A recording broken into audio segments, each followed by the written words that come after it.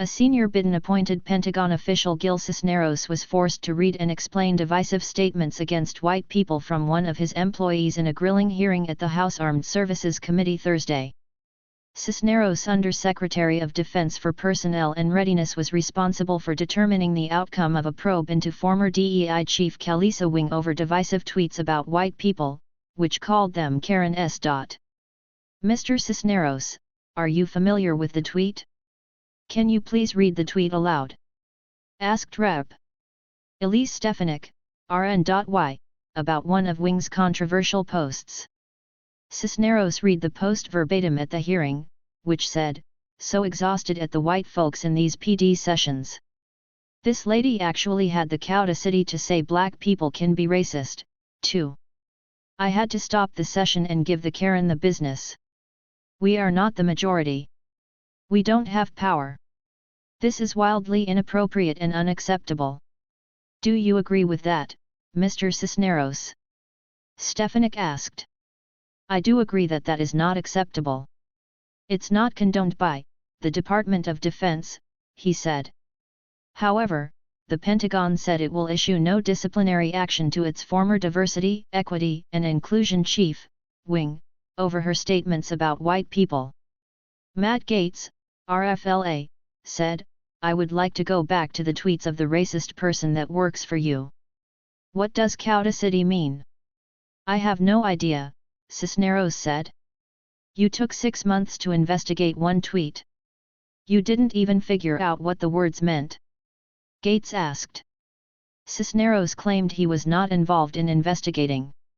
However, the Pentagon repeatedly cited him as responsible for determining the outcome of the probe. The GOP congressman said, "Someone at the Pentagon is throwing your name out there as being responsible for this? And now it looks foolish that you're suggesting you don't know what that means. You said in a Fox News Digital article that you were going to take 30 days to investigate, and it took you 6 months in a 6-month investigation. You guys didn't learn what the word cauticity meant." Gaetz said. "I think, I think every person that's going to watch this exchange knows, she's trying to lash audaciousness with someone being Caucasian, isn't she?"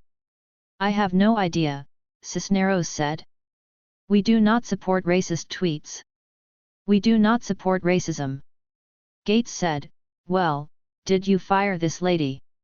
"I did not hire her," Cisneros said. Gaetz pressed, "Let's go to the next claim. The audacity to say that black people can be racist too. Mr. Cisneros, can black people be racist, too?" "I'm not going to answer that, Congressman," Cisneros said. On another occasion, Wing has previously said, "If another Karen tells me about her feelings, I might lose it." Cisneros said the Pentagon determined the employee was speaking in a personal capacity. As a result, the director, DEA, took no disciplinary action. Separately, as part of headquarters restructuring, the employee was reassigned to another position that does not include diversity, equity, and inclusion-specific responsibilities. It remained unclear what Wing's new responsibilities were. Former CIA Director, Mike Pompeo, released a statement to Fox News Digital, said, "The Pentagon's decision makes obvious that the Biden administration agrees with Kalisa Wing and her statements on race. This lack of accountability for her racially charged remarks are another sign that President Biden wants to make the Pentagon more about wokeness, green energy, and racism than national defense and readiness. The men and women who serve deserve better." Wing has previously denied her posts were divisive, stating, "No, I did not make disparaging comments against white people. I would never categorize an entire group of people to disparage them," she said. In June 2021, Biden signed an executive order which reinvigorate the approach, first established in the Obama-Biden administration, and directed all federal agencies to establish or elevate chief diversity officers, among other priorities. A few months later, Wing was selected for the high-ranking position that was involved in every aspect of the Pentagon's schools for military-connected children, including curriculum, professional development, and hiring. Stefanik believes there is a woke indoctrination agenda at DOE schools. As a result, she introduced a Service Member Parents' Bill of Rights, which increases transparency and accountability in Pentagon schools. As DEI chief, Wing was involved in curriculum at the Pentagon's 160 schools for military-connected children. Wing has stated that her goal was to tear down the system in education. When asked about whether it was time for a racial reckoning and revolution, she responded in the affirmative. Fox News Digital also found that on 2 occasions Wing promoted the anti-police book Between the World and Me by Ta-Nehisi Coates while representing herself as an employee of the Pentagon's education wing. Coates called 9/11's first responders menaces in the book. He wrote, "They were not human to me. Black, white, or whatever, they were menaces of nature, they were the fire, the comet, the storm, which could with no justification shatter my body." Wing also advocated for Between the World and Me to be used in classrooms in 2018. The Pentagon was one of the targets of radical Islamic terrorists on September 11, 2001. 59 people aboard American Airlines Flight 77 and 125 people in the Pentagon were killed. Wing wrote children's books that said that white people must confess their privilege and were de facto hurting black people by being benefactors of unearned advantages, which were also placed in the Pentagon's schools. Cisneros was asked, "Have you read Khalisa Wing's books titled What is White Privilege? What does it mean to defund the police? What is the Black Lives Matter movement? Have you read those books? White privilege hurts a lot of people. If you are white you might feel bad about hurting others or you might feel afraid to lose this privilege," the book What is White Privilege said. It also said, "Overcoming white privilege is a job that must start with the white community.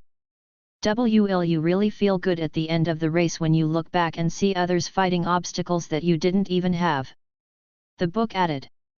The book was reportedly taken down for review along with other radical left titles by a Florida district, according to a nonprofit that monitors books taken down from the shelves.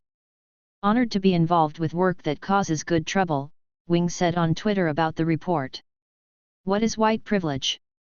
Also encourages white kids to unpack their backpack of privilege and referenced an article by Peggy McIntosh that said that white women are justly seen as oppressive and enjoy unearned skin privilege.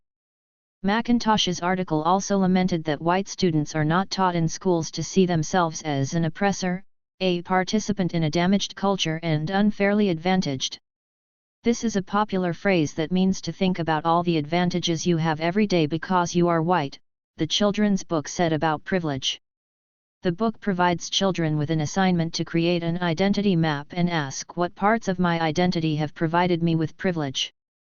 The book also states that white people must spend their privilege by becoming social justice activists, address how your identity can help you achieve racial justice. There is hope.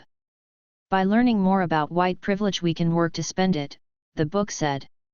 Privilege is like extra money in your pocket that you didn't earn. Wing has also written a children's book about defunding the police, in which she explains to a young audience the differences between abolishing, defunding, disbanding, and reforming police with anti-racist policies. Some of Wing's children books she created contain misleading information or glaring omissions. For example, What is Black Lives Matter? Said almost all the protests after George Floyd's murder were peaceful. However, according to Axios, the pro-BLM riots that erupted in 2020 amounted to more than $1 billion in damages, the most expensive in insurance history. When Wing was promoted to chief in December 2021, the DOD said she has been involved with diversity, equity, and inclusion efforts for students and schools over many years, authoring several books on the topic. The director of DOE, Thomas Brady, said, "Khalisa Wing is exactly the right person to lead our efforts in building on the foundational work done to support meaningful change in our organization. This new position will take a holistic approach to identifying and improving how we integrate the practice of diversity, equity, and inclusion in every aspect of DOE, from curriculum and assessment to hiring and professional development," he continued.